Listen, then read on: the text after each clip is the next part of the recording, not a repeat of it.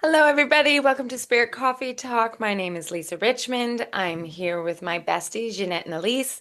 We meet every week over coffee or tea or shake or water, whatever you Or want to drink. water. Grab your Double cuppa, fisted. yeah, and sit down, put your feet up, and let's enjoy some chats. I love it because people who watch this tend to say it's like we're sitting together and we're all joined in a fun circle, a gathering, and we talk authentically. And for us, it's really driven because we are mediums, channelers, intuitive that work at Avalon Spirit. Yeah, and we gather and just talk all things. So today is Valentine's Day. Happy Valentine's Day. A day of Valentine. love. I know some people are like maybe resisted a little bit for different reasons, but I like to lean into the energy of love in general because I think that we know now that if enough people in a collection of people in our collective put their energy towards something, it increases that Mhm. energy. And if it's love, then that's even better. So why not use a day to be able to generate the energy of love frequency on a collective scale? And that's the frequency that I'm choosing to take part in for today. So, welcome, ladies, and sharing, and much love I have for each of you, my very best friends. So, Of thank you so course. much for coming together and sharing this space on this loving day. Totally. It's perfect. And we all showed up in perfect shades that complement. Like, I love that. Just gotta say. It's like we planned. Yeah, Um, and I've got my love, oh, that's love nice. Oh, mug. good. I don't have a love mug. It's Now my I need daughter's. another I coffee stole it mug. from her. No, Noted. I need to buy one. Oh, So, there oh we go. darn. Oh darn. Yeah. And probably a sweatshirt too and a hoodie that says A love too. hoodie. You We know, talked about our obsession of hoodies. Hmm. hoodies and coffee cups. Maybe This is Um, sweatpants. true. I want to say, Lisa, I completely agree with you about celebrating. I think it's so important to celebrate anything right now, especially in these massively transformative times, because then we're putting the intent into the good, right? So celebrating anything. But Valentine's, I had this beautiful conversation with my daughter the other day about Valentine's because she's like, where did it start and what is it actually about? And so we went through the whole thing and even how like it's super commercialized and all of this. But I said, you know what? What it really comes down to is exactly like you said, it is this collective opportunity to focus on love. Hmm. Whether you are loving nature, whether you are loving your family, whether you are loving yourself, whether you're in a romantic relationship, like whatever it is, it's the heart energy. And I think we Mm. should celebrate love so much more. And Valentine's, like, I would love to see Valentine's Day transform into like this full on love day. Like when people say happy love day, I'm like, yes, yes, Totally. exactly. Happy Yeah. love day. Yeah, Yeah. because I just think like what a great opportunity to amplify that heart-based energy. Yeah. Totally. You know, and like you can see it in the different generations and different forms that people will celebrate it too. Like my daughter's having all of her best girlfriends over tonight to have Galentine's Day. Hmm. Hmm. Even if, and they're like, it's not really a thing where you like, if you don't have a love, like, or a romantic connection, it's like, oh, just another day on Valentine. She's like, no, we're all getting together and we're baking and making charcuterie and like, it's a Totally. celebration of connection, which Hmm. is so beautiful. Hmm. I Hmm. agree. Hmm. Yeah. I got my dog's special bones Oh, did you? today. That's so nice. Yeah, well, and it's minus like 50 here and has been for the last 2 weeks. And one more week we have of minus 50. But we can't take our dogs out. Like, I can't run them because their Yeah. paws will freeze to the ground. So they're so bored. So I got them big bones. I'm like, it's love Oh, day. And like trying to generate the energy of love within the house, even for pets, because they feel it too. yeah, absolutely. So you had an interesting question we were kind of talking about before, Jeanette, and it's a perfect day to talk about it. Somebody had asked, what were you kind of exploring? What were they wanting to know? Yeah, so they were wondering the difference between love and like romantic love. Like, how do we experience or express love and romantic love? Because oftentimes when we hear love, we think only romantic love or just family love, right? But we don't recognize all the many different ways we can love, Hmm. right? Like, there can be godlike love, which is when we just love the experience of existence. It is an absolute on wonder of love, right? Versus all the different kinds of love. And the thing that I think is most important to remember is that when we come into this incarnation to be high vibe and working in the light and going in our highest alignment, Spirit always says we need to be anchored in the heart. And the heart, it's not anchored in the heart with the aorta and the ventricles and the, you know what I mean? It's No, anchoring in the love energy, that the central heart source of space. love Yeah. energy. Love is like the highest vibe energy. And I think it's something that has just been squashed into being romantic or family love. Like you have to love your family and you fall in love with somebody and that's it. But like Mhm. love is an absolute exploration in consciousness. Yeah, To totally. A love state is of to being. be fully conscious. Yeah, And I think 100%. like I think it's just this absolute beautiful exploration of what brings you passion and purpose and what makes you feel from this heart space, this sacred heart space. Hmm. Mhm. Yeah. I was just reading, I'm reading a book called Into the Magic Shop. It's a neurosurgeon speaking about, he has an ND in it, but he also speaks about all sorts of, it's kind of rooted in like mindfulness and meditation and visualization and manifestation and all of that. And I was just reading this morning that he was speaking to that, research shows when you said like not actually in the aorta or the ventricles, but research shows that we have more neurons going to the heart or from the heart to the brain than the brain to the heart.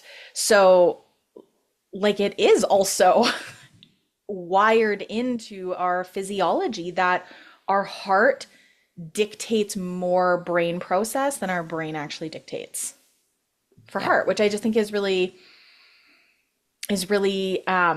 poetic because I think the default has been for a long time to lead with the brain. Of And course. it's Yeah. starting to shift, right? And that's when we talk about conscious evolution and all of that. It's Shifting shifting from the into, 3D into the yeah, 5D kind of which is the thing. Yeah. heart. It's yeah, the heart space. And that's Yeah. what we're leading from. And going into the heart and connecting there, like rarely is your first default anger or things like that. There's a love even with sadness or heartbreak or grief that like sometimes can manifest physically in the heart. Usually when you go deeper than that, it's a longing for the love. It's a Totally. missing of that, like that manifestation of the love that you're longing for there. So I think it's Mm. just, it always comes back to love in the heart. hmm Yes. And that's a huge part of this conscious evolution, right? Like we absolutely. are evolving more and more to understand how much more energy is generated from our heart space than from our head space, right? Like it's actually measurable now. But I believe that that is an evolutionary thing, a conscious evolutionary thing that we're even measuring the difference now. We're even, you know what I mean? Where it's not all here, it's not all survival, it's not all the doing, Yeah, because I think we took that as far as it could go before the totally. And it evolution. taps out. Yeah. Like it taps out. You know what actually happens often too is when the mind isn't connected into the heart and it is given a ton of power, the mind starts to bend and spin on its own axis and it Mhm. starts to lose track of its authentic direction, where the heart Yes. keeps it in the right direction. The heart always does. The heart will Mhm. always lead in the highest frequency in the right direction. But when the mind detaches from the heart, the mind spins Totally. like off into whatever. And that's when um, you can see people in like positions of power turn dark because Yep. they're only in the mind and they've lost the anchor of the heart. Mhm. Whereas you Yes. see other people in positions of power, when they're anchored in their heart, they are crazy luminous Mhm. with Yes. huge capacity. Yeah, Mhm. huge Show the capacity for heart. change, but Yeah. one is one way and one is the other. And the Yeah. power is really a lot of time when the ego takes over in that survival instinct, right? That Yeah. ego Mhm. generated third dimensional perspective of that power, right? Mhm. Versus the heart space where you can actually lead in this higher frequency and this higher, yeah. Yeah. Yeah. Like, You we know, could go, I could go had off about this. what's that, sorry? I said I could go off about this, but I'm just like, they're like, nope, that's it. That's good. Fair. You're good. Fair. You're done, Zip it. Don't you Lisa. love when spirit shushes you? Yeah. It's like, nah, that's enough. Oh, okay. Okay. Yeah. Noted. Um, One of the most beautiful images Spirit showed me years ago, and I have talked about this, but it has to be said again, is when they describe the energy of the other side or where we go after we die or whatever we want to call that, whether it's heaven, the other side, Valhalla, Avalon, like whatever you want to call it, the essence there is love. And they've always said they're like, whatever religion you follow, each religion, they always show it has a water slide that lands back into the same central pool. And the essence of it is love, Yeah. right? And so we go and divide things into so many different things with these rules and constructs when what we're really trying to get back to or strive to find is love, right? Which we can bring into the now at any moment by just being in the heart space and going Totally. within. Totally. And so the Yeah. frequency of love itself is so much more like expansive than the, mhm. I want to say the density in which we've given the word love Yeah. in this like human experience. Yeah. Because like, have you ever noticed where like this power of the word love is like, okay, I've been with this person, but I I couldn't drop the L word yet. Like, or you can't say love, or if you love somebody, you're like, oh my God. Like it's this whole like detachment of being able to be open into receptivity. So like we've placed meaning upon the word, this word love, right? But like we're using that same word to describe something that's actually quite a bit different Mm. into like just a consciousness of authenticity, the consciousness of your most authentic self, which is the one that's connected to all things, that oneness, right? And yet we've like taken a piece of that and been like, okay, now I've got a piece of love and I'm gonna give it to whomever and I'm gonna hold it against you and like then all of a sudden it's just this rock hard piece of Play-Doh that nobody wants to play with. You know what I Yeah. mean? So Yeah. I don't know, like the word love itself is very interesting, right? And people can hold a lot of like actually negative connotations with the word love as well because it can be held against people. If you love me, like what does love mean? And the distorted perspective of it from like childhood on, right? When what we're talking about is something that I wish we almost had a different word for Hmm. It's true. because it It's really true. does hold a different frequency. So you know what's interesting? So then if we take that idea with love and then we add like, well, then how do we define romantic love? And I was pondering this and I'm like, that then comes down to the chemistry or the energetic attraction between two people, right? Yeah. Like you have love, there's many different forms of it, but then you have that love energy amplified by the energetic attraction of two people being pulled together. And then if they're truly matched in the same frequency, then you can amplify that love so much more.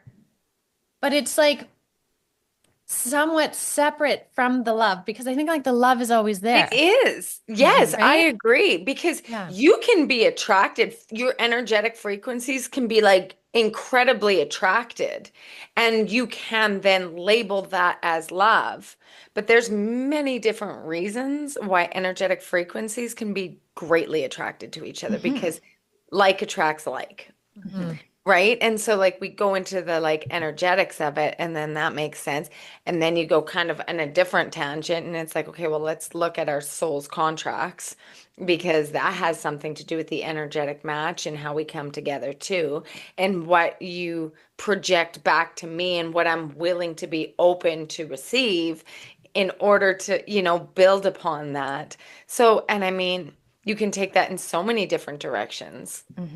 Yeah. Mhm. And societal norms have a lot to do with it, right? Like the way in which we're raised to believe of what romantic love should look like, feel like, be generated from, Yeah. you know?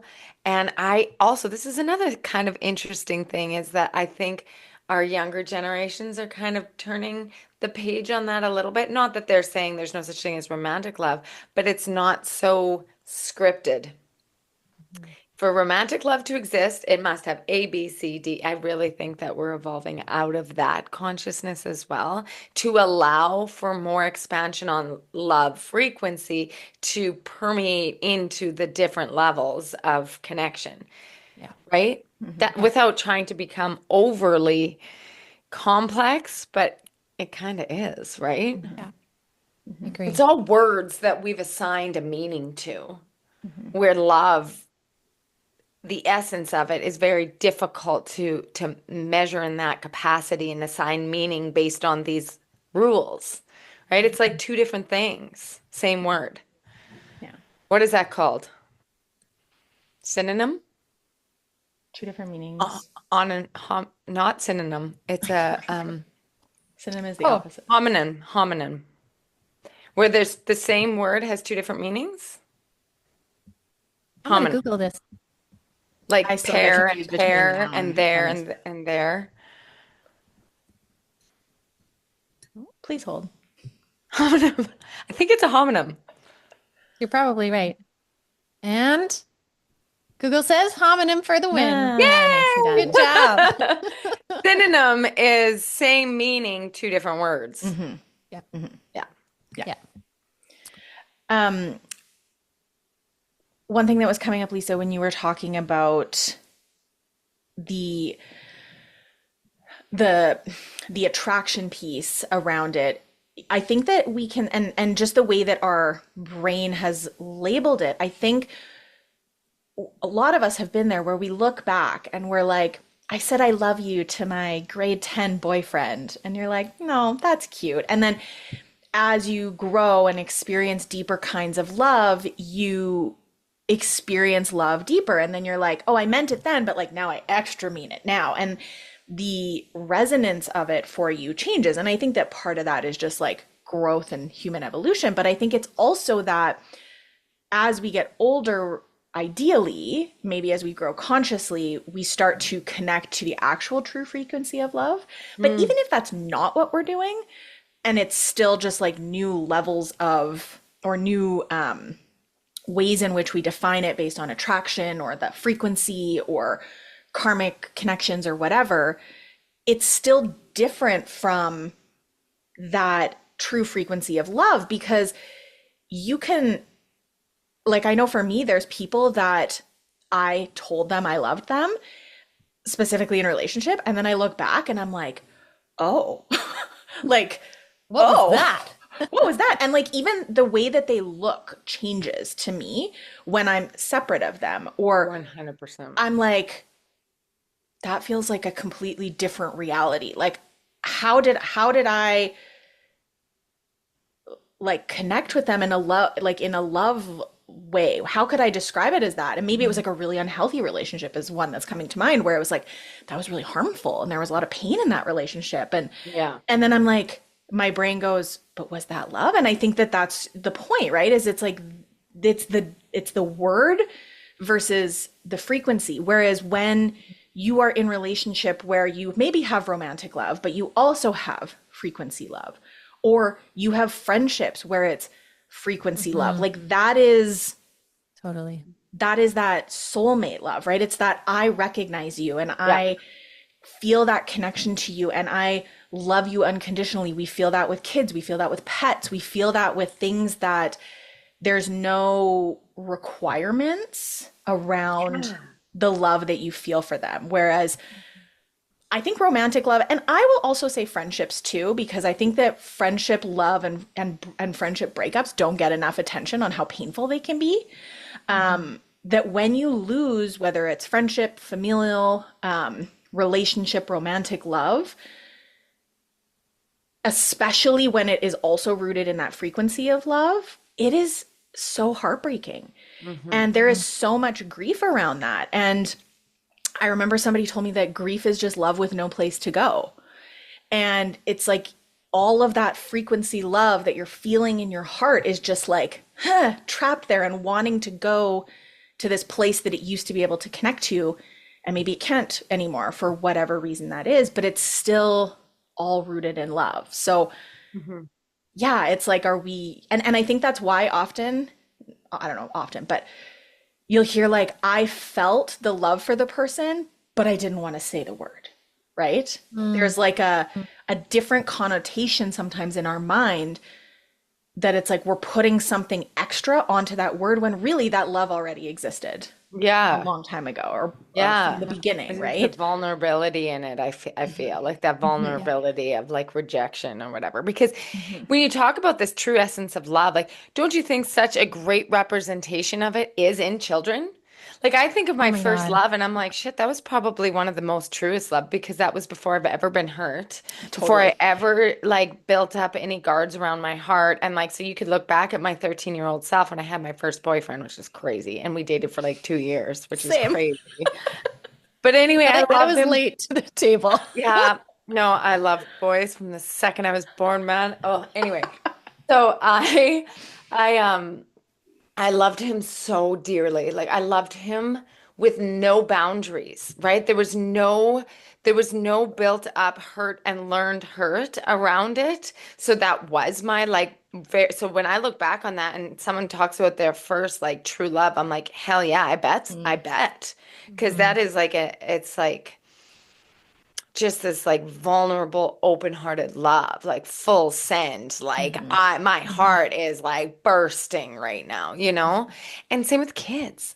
Kids Yeah. have this incredible ability to unconditionally love because they're in their true essence. They haven't built the fear, resentment, they haven't experienced all the pain around the heart of being that rejection that builds up to change the Hmm. love, but just their ability to hold space and like compassion for people. Like a kid will see a grown up crying and they'll just go right over and be like, you're not going to see a 4-year-old walk up to you and be like, "Why are you crying?" Hmm. Like, Yeah. get your shit together and get going. They'll just be like, Yeah.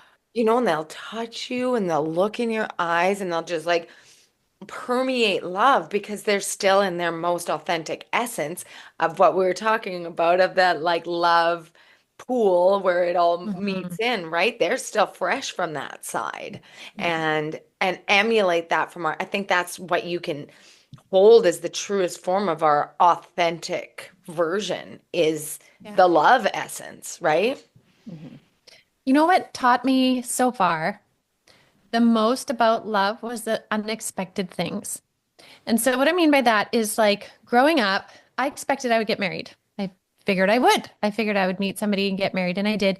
And I'm not discounting the love that I have with my husband.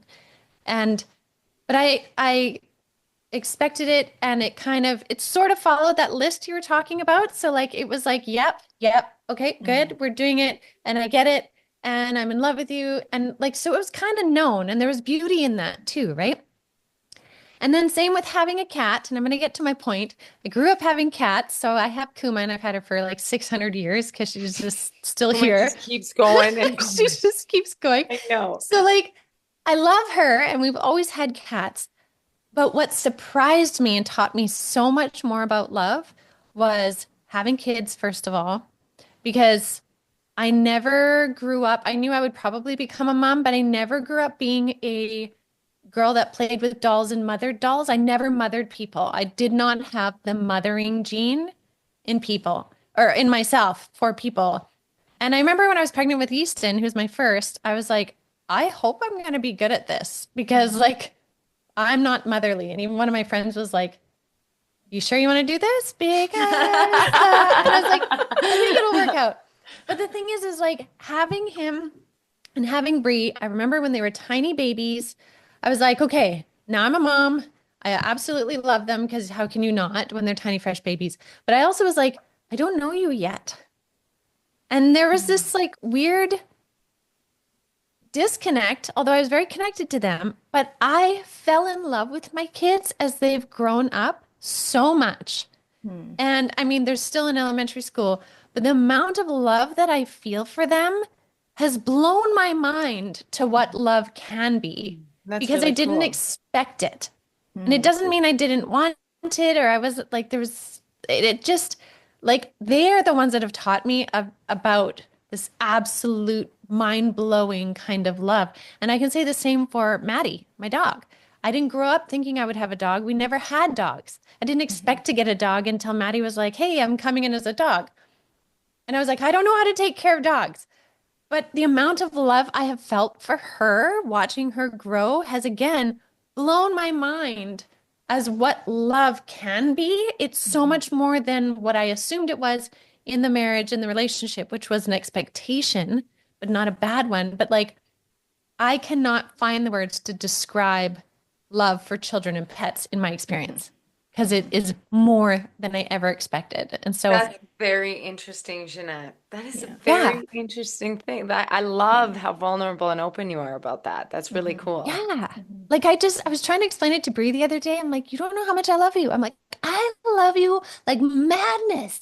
I'm like, when you were born and you were there in your little purple onesie, and I was like, who are you?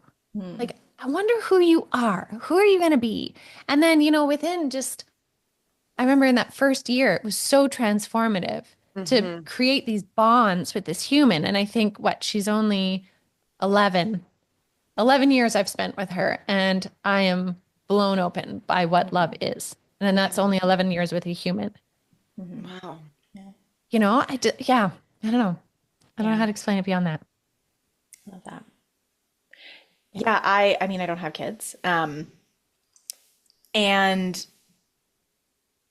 I know a lot of people are like, it's not the same when you don't have children, but like I'm not gonna have children, so it's gonna have to be. And I was doing when I lost Dexter, who was like my soul dog. And I was like shattered in so many different ways. And I remember leading up to it just thinking like, oh my gosh, how am I gonna like survive without him? And doing a lot of reading about because it felt in some ways like mentally irrational because it's like, well, it's not your kid, it's not your Oh, I hate and that. I hate Pets are that when so people say kids, that. I know, and honestly. yeah, I mean, I feel that way, but I don't have kids That to makes like, my heart hurt. yeah. But yeah. Yeah. Um, and I remember reading about how, or I think I was watching a TED Talk or I don't know, it doesn't matter, about how kids are a way to express unconditional love. What a lot of people, where the difference can be with pets, is that pets are a way to receive Okay, this unconditional is what I love. was going to talk about is about Yeah, receiving yeah. love and Hmm. Because how that's a difference. kids grow up to Yeah, be that's it. humans, right? That we're all Yeah. imperfect and we hurt each other and we, like you were saying, Lisa, when you're young and impressionable and then like the world hurts and things happen and right, stuff can happen on both sides of that equation. Whereas with pets, like they just circle back around. And I remember thinking, after Dexter was gone, I was like, oh my gosh, he was my like sturdiness through every hardship for 15 years. Like he was that one solid place to return to where like I knew his love for me and my love for him and like we had each We're other never and going that to was waver. all Yeah. that mattered. Yeah. And I didn't experience that with all humans. And so for me it was like this Yeah, when I was Ellie. reading it was like no, that is why the love of pets, whatever they are, is so profound because you don't hurt each other. And even when the worst things happen and pets get hurt or things happen, 99.9% of the time, they still love you back. I Even when know. those hard things happen. It's like, and that I just breaks my know. heart. But Yeah. that's what they just So don't know any other way. 100%. Yeah. And so when you see whatever the wounding is, and I give a ton of compassion for that for people because I don't think you're born with the inability to receive love. I think For it's sure. something that has been turned on because of Hmm. pain. But when you see someone who literally, quite literally, has an inability to receive love, those are tend in my experiences and working with animal communication and intuitiveness with people, when I can see the trauma and where it's stuck, I'll be like, oh, like you probably have had a very difficult time connecting with animals, dogs Hmm. specifically, Hmm. because they love you unconditionally. And that subconscious part of yourself where you're like, how dare you I am innately flawed. And you know, like it's a subconscious belief system, but Mm-hmm. when you cannot receive that love, it is a resistancy, right? And this, Yeah, I'm not saying everybody who doesn't like dogs can't receive love. That's not what I'm saying. totally. But you get what I'm saying. So when Jeanette, when you were talking about like connecting with your kids and pets and stuff like that and feeling that love, for me, it was kind of the opposite in the sense that I was born just needing to mother everything. My mom had a daycare and I was carrying babies on my hips. I Wow. was like, I was playing dolls downstairs and like breastfeeding one and like that was me. Like all I wanted since I could consciously give thought to anything was to be a mom. Right. And so I knew it was just like in me, like I knew in like how to feel kids and understand and communicate and stuff and animals as well. Right. Mm-hmm. But what I didn't know was how to receive the unconditional love that would come from my pets and my children. It Mm-hmm. was something that I had to learn how to do was receive love because I did not know how to receive love. I had absolutely zero idea. And so Yeah. those children and my many, many animals have taught me what that unconditional love looks like. And as they get older, it changes. They still Mhm. love you, but there's like a bit more conditions on it, like they Yeah. they do. But when they're really little and they don't see you for any of the like 3D human flaws that you've put upon yourself, and that like can come up a lot in relationships and like Hmm. friendships and stuff where it'll like look back at you. But like when your like dog looks up at you with those eyes, you know that there's nothing but adoration. Like they love you no matter what you look like, no matter what. They're just like, "Are you okay? Is everything good, mom? I'm here for you," kind of thing. And like little Mm-hmm. kids too. Yeah. So there is an interesting connectedness between the concept of giving love and saying love in general, but we don't talk much about the uncomfortableness that can happen about receiving when in Yeah. all like that like conscious evolution into that love frequency involves both Yeah. giving You and know, receiving. so following on that topic, so that ability to give and receive love too, if we bring it back to a more traditional concept of Valentine's Day and talk about romantic love, right? What's really interesting now in our evolution is we're starting to come back into more divinely conscious pairings and relationships. And so we're learning a lot of these things through pets, through children to bring it back into our conscious romantic pairings so Yes. that people can now start to come into a pairing that becomes about divine union and divine love, not just romantic love, but we're talking about that like equal attraction energy, creation energy, and love energy, which becomes divine union, which becomes the ultimate creation between two people. And that, those kind of relationships require absolute vulnerability, but also absolute boundaries and abilities to speak true, authentic selves. And there are more and more people starting to come into that relationship, either in new relationships or their relationship is evolving. And Yes. if I just look at my husband and I and think of who we were when we started dating, right? Like I Two little was babies. like he didn't talk very much. He was like set in his ways of certain things, and I wear these kinds of jeans and these kinds of shirts, and I ride dirt bikes and I drive this truck, right?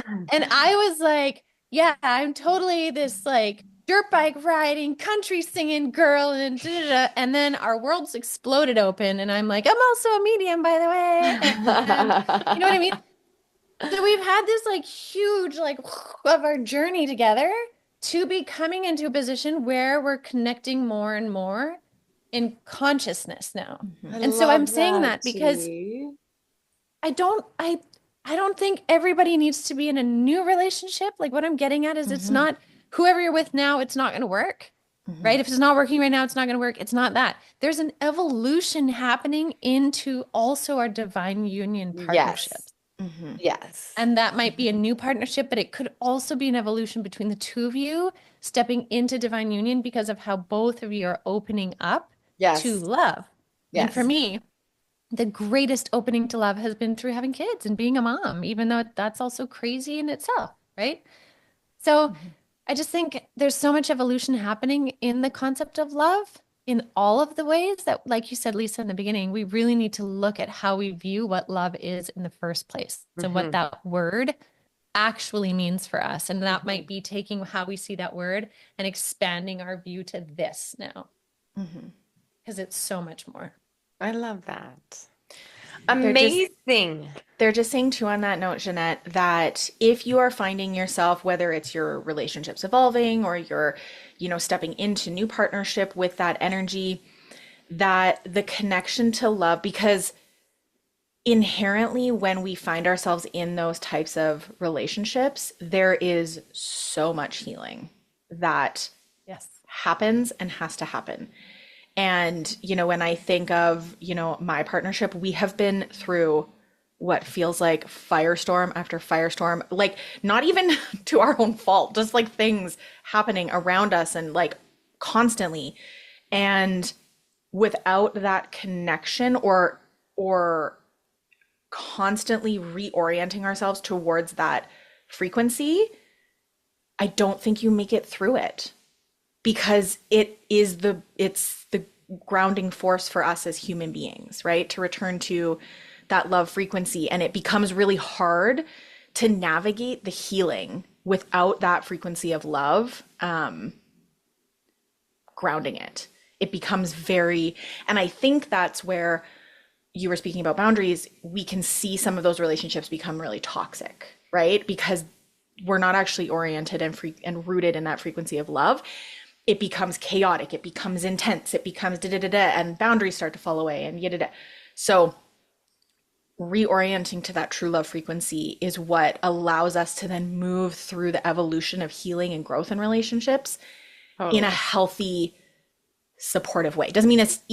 easy. It's No. easier because you're reorienting to that. Yeah.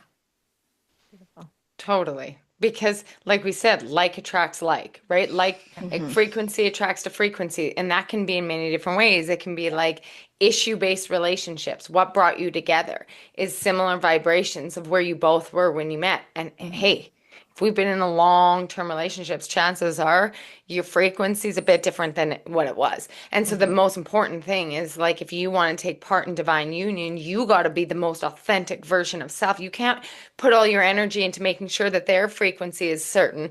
You got to be in your frequency of your highest vibration, your most authentic self in order to maintain that part of the union. And like attracts like, then the Yeah. frequencies, that's the best way to attract in either your partner in their growth or in whichever capacity to connect with any sort of love or connections that any of us are looking for, romantic, friendship, whatever, is being in your most authentic vibration of self. So that there was, the age-old saying of the A relationship versus the H relationship, right? When you're in A relationships, it's like you got your each, but you're coming together with like kind of like a codependent, like what that energy kind of brings you together with Mm-hmm. the A that connects your heart. But H relationship is you're both standing firm Mm-hmm. in who you are within your boundaries and you're most authentic. Like you're under your spout with the Mm-hmm. connection of your heart space, right? And so yeah, Yeah. it's Yeah. not impossible, obviously, to go like this, but it's more about you then and not focusing on what they're doing. Yeah. Yeah. Yeah. Beautifully Absolutely. said. Well, thanks everybody for joining us on this love day. And please let us know how you feel about this, what this has Mhm.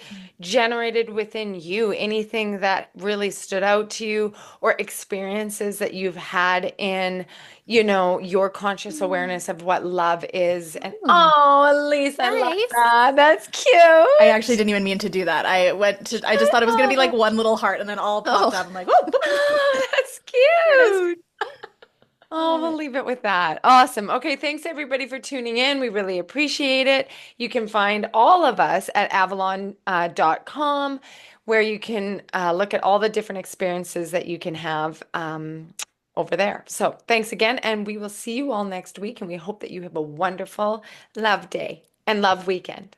Okay. Love, bye.